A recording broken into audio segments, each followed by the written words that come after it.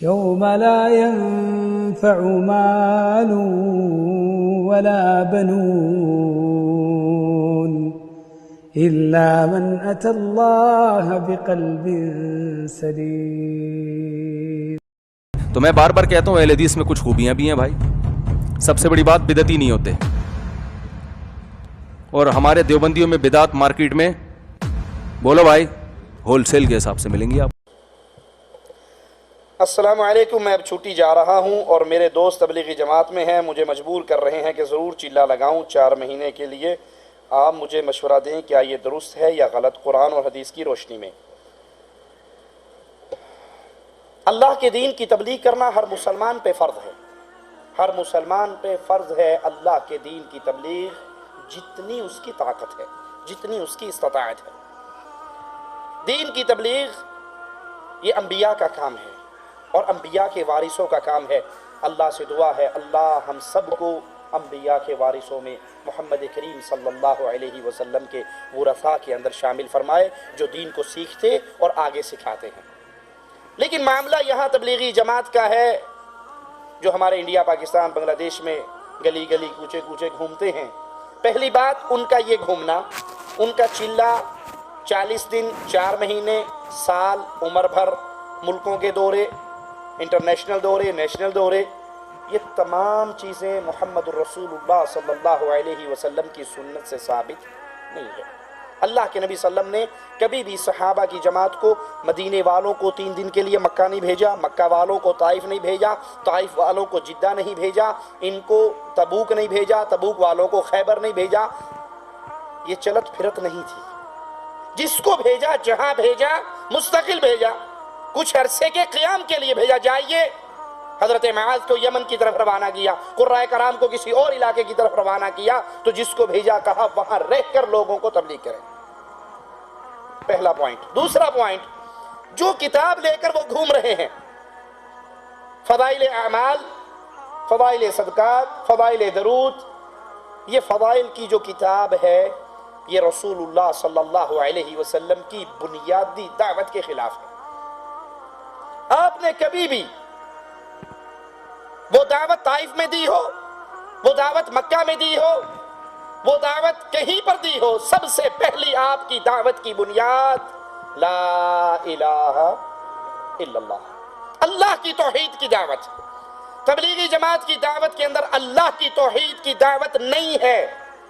میرا جملہ کڑوا ہے, مجھے اللہ کے لیے معاف کر دینا, میں چندے لینے کے لیے کھڑا نہیں ہوا, میں قربانی کی کھالیں اکٹھی کرنے کے لیے کھڑا نہیں ہوا.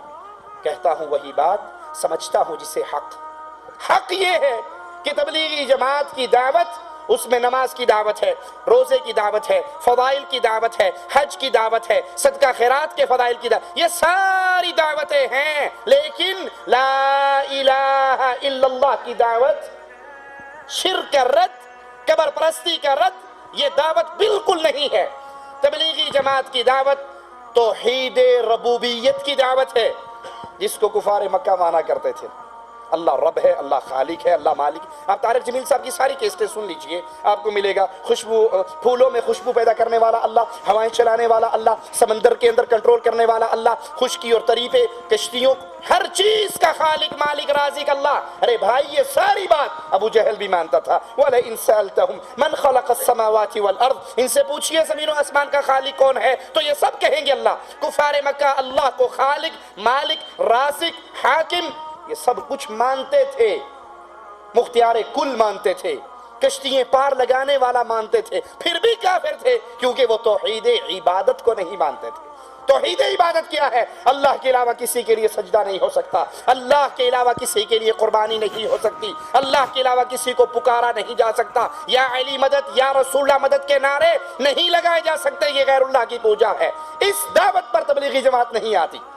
توحید عبادت, توحید الوہیت, توحید حاکمیت, اس کی دعوت آپ کو تبلیغی جماعت کے سٹیج سے زندگی بھر ترس جاؤ گے نہیں ملے گی. بلکہ طارق جمیل صاحب کے جلسے کے اندر, وہ جلسہ, وہ پروگرام جو مورے شاہ کے دربار کے عرس پر ہوا تھا اور مولانا طارق جمیل وہاں پر موجود تھے, وہاں نعرے حیدری تو لگے ہیں, نعرہ رسالت تو لگے ہیں، نعرہ غوثیہ تو لگا ہے، مولانا طارق جمیل نے اس کو قطعاً نہیں کہا یہ شرک کے نعرے ہیں، یہ غیر اللہ کی پکار ہے، نہ لگائیے، بلکہ وہ امت کے جوڑ کے لیے اس کفر اور شرک کو برداشت کرتے رہے۔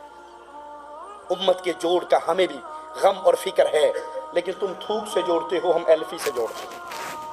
مشرک شرک کی حالت میں باقی رہے، امت کبھی نہیں جڑ سکتی۔ امت کو جوڑنا ہے تو مشرک کو حالت شرک سے اٹھائیے، اس سے شرک سے توبہ کروائیے اور اس کو ایک اللہ کی توحید پہ لائیے۔ مواحد جب مواحد سے ملے گا تو پھر یہ ٹوٹ سکتا۔ تیسرا پوائنٹ، وہ کتاب فضائل اعمال جس میں صدقات کے فضائل، روزے کے فضائل، حج کے فضائل، رمضان کے فضائل ہیں، وہ کتاب شرکیہ واقعات سے بھری پڑی ہے، وحدت الوجود کے واقعات سے، اس عقیدے کی تبلیغ سے بھرمار ہے اس کے اندر۔ مولانا زکریا صاحب خود لکھتے ہیں فضائل صدقات حصہ دوم صفحہ 558، کتب خانہ فیضی لاہور سے جو چھپی ہے، اے اللہ جو تو ہے وہ میں ہوں، جو میں ہوں وہ تو ہے، میں اور تو خود شرک در شرک ہے، تعالی اللہ عما یقولون، اللہ بری ہے، بلند ہے، پاک ہے اس شرکیہ جملوں سے۔ کوئی بندہ اللہ میں فنا نہیں کر سکتا، اللہ کسی میں حلول نہیں کیا کرتا، اللہ اللہ ہے، مخلوق اس کے بندے ہیں۔ قبر والے کے پاس گئے، قبر والا باہر آیا، اس نے اونٹ ذبح کیا، پھر قبر میں چلا گیا۔ اس طرح کے جھوٹے واقعات جو شرک کی دعوت ہے، شرکیہ واقعات ہیں، مردوں کے بارے میں یہ عقیدہ رکھ